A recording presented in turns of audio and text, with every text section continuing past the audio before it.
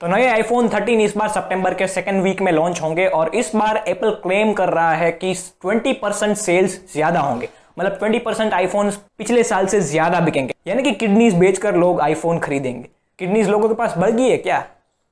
मेरे पास तो 2 ही है। एप्पल ने इस बार क्लेम किया है कि 20% आईफोन ज्यादा बिकेंगे और उसकी प्रोडक्शन भी बढ़ा दी गई है। प्रोडक्शन रेट अराउंड 75 मिलियन था और इस बार 90 मिलियन कर दिया है। वो क्यों, मैं इस वीडियो में आपको आगे जाके बताऊंगा। वीडियो एंड तक देखना। पहले तो हमें इस बार शायद 4 आईफोन्स ना मिले, 3 ही मिले, क्योंकि पिछले साल जो आईफोन 12 मिनी था उसके सेल्स बहुत ही बेकार हुए थे सेल्स।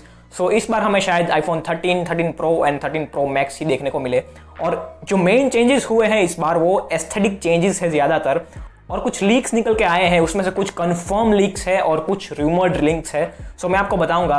पहले तो जो आईफोन 13 है उसका कैमरा लेआउट डायगोनल कर दिया है। शायद इस बार कैमराज बड़े होंगे। डमी फोन्स में जो लीक्स है उसमें कैमराज बड़े दिख रहे हैं। इस बार सेंसर शायद बड़े हों और हमें जो आईफोन 12 प्रो मैक्स में इन बॉडी इमेज स्टेबलाइजेशन, जिसे एप्पल सेंसर शिफ्ट टेक्नोलॉजी कहता है, वो हमें तीनों आईफोन्स में शायद देखने को मिले। अच्छी पिक्चर क्वालिटी इससे हमें देखने को मिलेगी एंड वो कैमरा मॉड्यूल्स बड़े दिख रहे हैं। इस बार शायद सेंसर भी बड़ा हो, क्या पता, या फिर सेंसर शिफ्ट स्टेबलाइजेशन डालने के लिए बड़े कर दिए हो ताकि जगह ज़्यादा मिल जाए।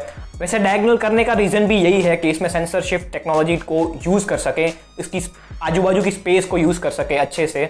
और बाकी आईफोन 13 प्रो और 13 प्रो मैक्स में सेम कैमरा मॉड्यूल है, लेकिन पिछले बार जो आईफोन 12 प्रो था और प्रो मैक्स था उसके कैमरा मॉड्यूल की साइज छोटी थी आईफोन 12 प्रो की, आईफोन 12 प्रो मैक्स के कंपैरिजन में। लेकिन इस बार iPhone 13 pro and pro max है, उसका कैमरा मॉड्यूल साइज एकदम सेम है।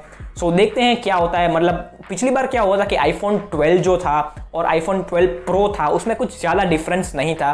मतलब बेसिकली आपके लिए आईफोन 12 था वो एक बहुत अच्छी डील थी और आईफोन 12 प्रो के सेल्स उसी वजह से थोड़े से कम हो गए थे क्योंकि उसकी प्राइसिंग बहुत हाई थी और आईफोन 12 की प्राइसिंग कम थी, उसमें आपको बेटर वैल्यू मिल रही थी। लेकिन इस बार शायद आईफोन 13 और आईफोन 13 प्रो में बहुत ज़्यादा डिफरेंस देखने को मिलेगा, क्योंकि आईफोन 13 प्रो और प्रो मैक्स में शायद हमें सेम कैमरा सिस्टम देखने को मिले ताकि लोग आईफोन 13 प्रो ज़्यादा प्रेफर करें रादर देन आईफोन 13। अब जैसे कि मैंने आपको बताया है कि एप्पल को लगता है कि इस बार 20% सेल्स बढ़ जाएंगी एप्पल के न्यू आईफोन की, तो उसके पीछे एक रीज़न ये हो सकता है कि उसमें 120 हर्ट्ज की रिफ्रेश रेट हो। वैसे अगर आप एंड्रॉइड यूज़र है तो आपको पता होगा कि हायर रिफ्रेश रेट क्या होती है। एंड्रॉइड फोन्स में तो करीबन 3 साल से 90 हर्ट्ज 120 हर्ट्ज की रिफ्रेश रेट आती है। लेकिन जो कोर आईफोन यूज़र्स हैं जिसने एंड्रॉइड फ़ोन यूज़ ही नहीं किया है, ऐसे बहुत सारे, मतलब बहुत चंक ऑफ पीपल ऐसा है जिसने एंड्रॉइड फ़ोन को यूज़ नहीं किया है, उसके लिए हायर रिफ्रेश रेट तो शायद किसी ने सुना तक ना हो।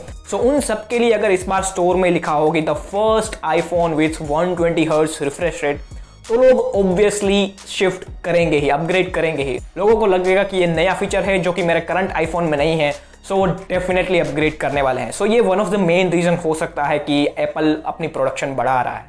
वैसे 120 हर्ट्ज कंफर्म नहीं है, लेकिन अगर होगा तो 13 प्रो और 13 प्रो मैक्स में ही होगा।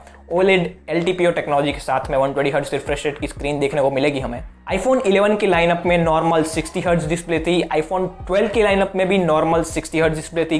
तब तक चल गया क्योंकि ऑब्वियसली एप्पल है, कोई क्यों नहीं खरीदेगा एप्पल का आईफोन। लेकिन अब ऐसा लग रहा है कि अगर 120 हर्ट्ज की रिफ्रेश रेट ना हो 2021 में, तो शायद एप्पल को इसकी प्राइस पे करनी पड़े। इस बार वो मेरे हिसाब से डेफिनेटली इंक्लूड करेंगे 13 प्रो और 13 प्रो मैक्स में हाई रिफ्रेश रेट स्क्रीन। और डेफिनेटली इस बार हमें A15 बायोनिक चिप देखने को मिलेगी जो 5 नैनोमीटर पर बेस्ड होगी एंड ऑब्वियसली विथ iOS 15। वैसे iOS 15 में इतना ज़्यादा कुछ एक्साइटिंग नहीं है, लेकिन फिर भी। और 2021 में एप्पल ही एक ऐसी कंपनी है जिसके फ़ोन्स में अभी तक नॉच डिज़ाइन है और फिर भी फ़ोन्स बहुत अच्छे सेल्स हो रहे हैं उसके। अगर कोई एंड्रॉयड कंपनी होती जिसके फ़ोन्स में 2021 में नॉच डिज़ाइन होती तो वो पूरी तरह से मार खाती और उसके सेल्स, मतलब कोई भी नहीं लेता, ऑब्वियसली कोई भी नहीं लेता फ़ोन। लेकिन ये आईफोन है, एप्पल है जो पुल आउट कर देती है इस चीज़ को। और इस बार भी नॉच डिज़ाइन ही देखने को मिलेगी हमें, लेकिन इस बार नॉच थोड़ी सी श्रिंक कर दी है, थोड़ी सी छोटी कर दी है। और ईयर पीस जो था वो बीच में था, उसकी जगह पे उसको एज पर मूव कर दिया है। यानी कि फ्रंट से हमें आईफोन 12 और आईफोन 13 में थोड़ा सा डिफरेंस दिखेगा, लेकिन बैक से इतना ज़्यादा डिफरेंस नहीं है।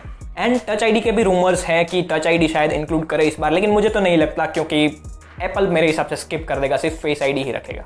और आईफोन 13 और 13 प्रो में बटन्स जो है वो आईफोन 12 और 12 प्रो के कंपैरिजन में थोड़े से नीचे हैं ताकि बेटर रीचेबिलिटी मिले हमें।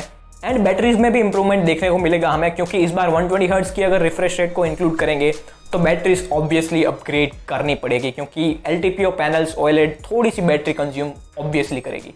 तो जो मेन अपग्रेड होगा इस बार आईफोन 13 में वो कैमराज में ही होगा। सारे आईफोन्स में हमें सेंसर शिफ्ट टेक्नोलॉजी स्टेबलाइजेशन देखने को मिलेगी। जैसे हम देखते हैं कि DSLR एंड मिररलेस कैमराज में इन बॉडी इमेज स्टेबलाइजेशन होता है, उसी तरह फोन में सेंसर शिफ्ट स्टेबलाइजेशन होता है, ताकि आपका जो पूरा सेंसर है वो ही स्टेबलाइज हो जाए। सो आपको एक बेटर पिक्चर क्वालिटी देखने को मिलेगी और ब्लरी फोटोज बिल्कुल भी मतलब कट आउट हो जाए। और बाकी देखते हैं कि इस बार आईफोन 13 लाइनअप की प्राइसिंग क्या होगी। वैसे इस बार आईफोन 13 प्रो है, उसकी प्राइसिंग डेफिनेटली 12 प्रो जो था उससे हायर जाने वाली है, क्योंकि 13 प्रो और 13 प्रो मैक्स में हमें सेम कैमरा सिस्टम देखने को मिलेगी। सो डेफिनेटली आईफोन 13 और आईफोन 13 प्रो में गैप बहुत ज़्यादा होगा, प्राइस में भी एंड फीचर्स में भी। सो बस इतना था इस वीडियो में, और वीडियो अच्छी लगी तो लाइक कर देना एंड चैनल को सब्सक्राइब कर देना, एंड हम नेक्स्ट वाली वीडियो में मिलते हैं।